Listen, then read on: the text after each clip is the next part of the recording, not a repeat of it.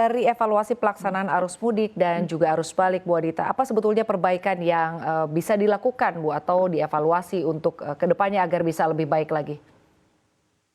Ya, dengan melihat kondisi pemudik tahun ini yang meningkat 56% ya dibandingkan tahun lalu, dan kami prediksi tahun-tahun ke depan ini akan juga terus meningkat. Tentu kita harus lakukan perbaikan-perbaikan dari sisi infrastrukturnya juga ya. Seperti misalnya kita bicara jalan tol, ini kapasitas jalan tol ini kan dari tahun ke tahun kalau untuk Trans Jawa masih sama ya.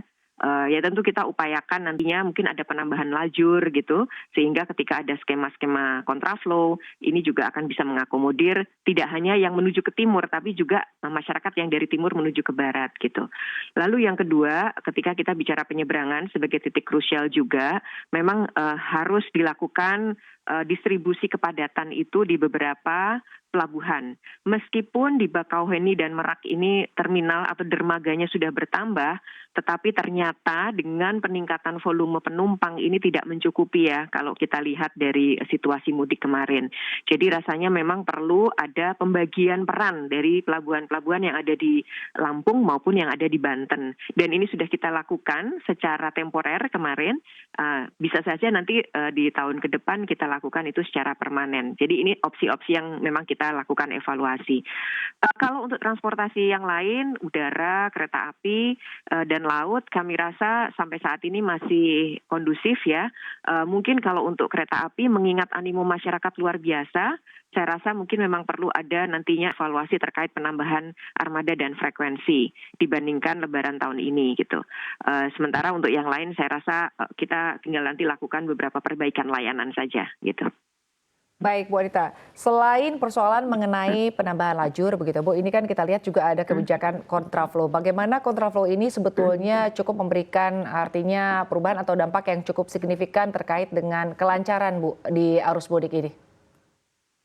Ya, kontraflow bersama tentunya one way ya, dan juga di beberapa ruas adalah penerapan ganjil genap.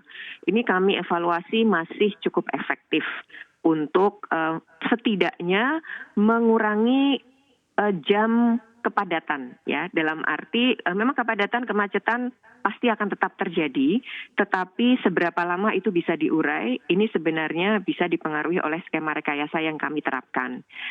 Memang volumenya luar biasa Mbak tahun ini betul-betul angka yang kami dapat dari operator jalan tol baik jasa marga maupun yang non jasa marga itu meningkat sangat signifikan jika dibandingkan tahun lalu dan hari-hari biasa.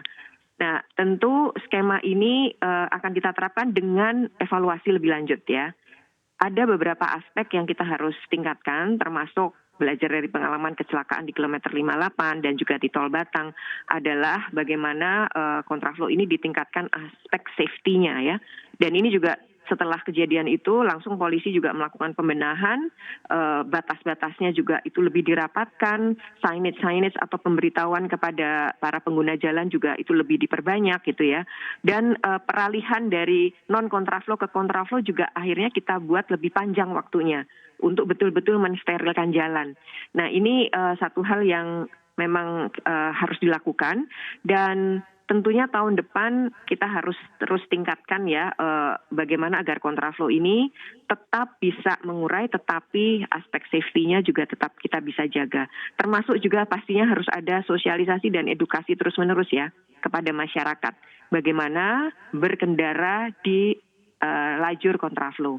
Itu satu hal yang kami rasa memang masih punya banyak ruang untuk diberikan edukasi kepada masyarakat.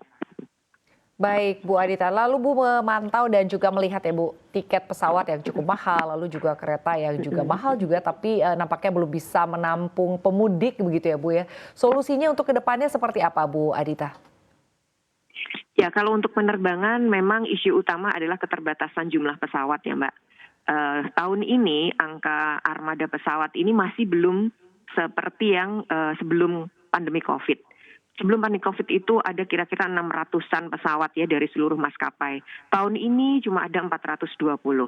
memang akhirnya isunya adalah kapasitas penumpang yang diangkut itu akan tidak bisa menyamai ya sebelum pandemik. Namun demikian, kalau dari tingkat produktivitas setiap pesawat itu sebenarnya naik signifikan ya. Dalam arti armadanya masih jauh lebih kecil dari sebelum COVID, tetapi penumpang yang diangkut hampir mendekati, Mbak.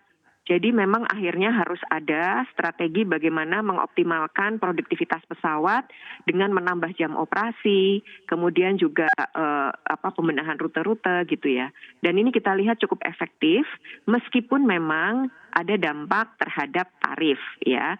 Dalam arti karena keterbatasan suplai pesawat, sementara demand-nya tinggi sekali, memang sangat mungkin terjadi harga tiket itu naik sampai ke ambang batas tarif batas atas. Ya, dan ini memang terjadi. Meskipun setelah kami lakukan inspeksi dan pemeriksaan, belum ada maskapai yang melakukan pelanggaran, Mbak. Ya, yang perlu masyarakat ketahui adalah harga tiket yang dibayar itu ada komponen pajak dan airport tax yang itu di luar harga atau tarif batas atas. Jadi ini yang mungkin juga perlu dicermati ya.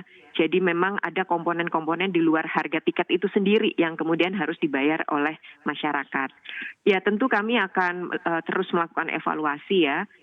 Sekali lagi yang kami atur itu hanya harga tiket ekonomi ya. Sementara bisnis ini memang dibebaskan kepada operator untuk menentukan sendiri. Seperti halnya juga di kereta api, Mbak. Kereta api itu ekonomi memang ada aturannya, tetapi begitu bisnis ini diserahkan kepada operator untuk melakukan pengaturan dan penetapan. Gitu. Jadi ini juga yang mungkin masyarakat perlu pahami. Mengingat animo menggunakan kereta memang sangat tinggi dan bahkan sesuai riset kami itu pilihan utama masyarakat adalah menggunakan kereta api, ya tentu kami akan lakukan evaluasi juga mengenai bagaimana daya tampung dari kereta api ini bisa ditingkatkan di tahun depan. Karena kemungkinan tahun depan juga akan terus menjadi idola ya kereta api ini gitu. Memang keterbatasan dari rel itu juga perlu jadi perhatian juga ya, di samping juga keterbatasan sarana. Nah, ini hal-hal yang pasti akan jadi catatan kami, Mbak, dan kita akan lakukan pembenahan juga untuk ke depan.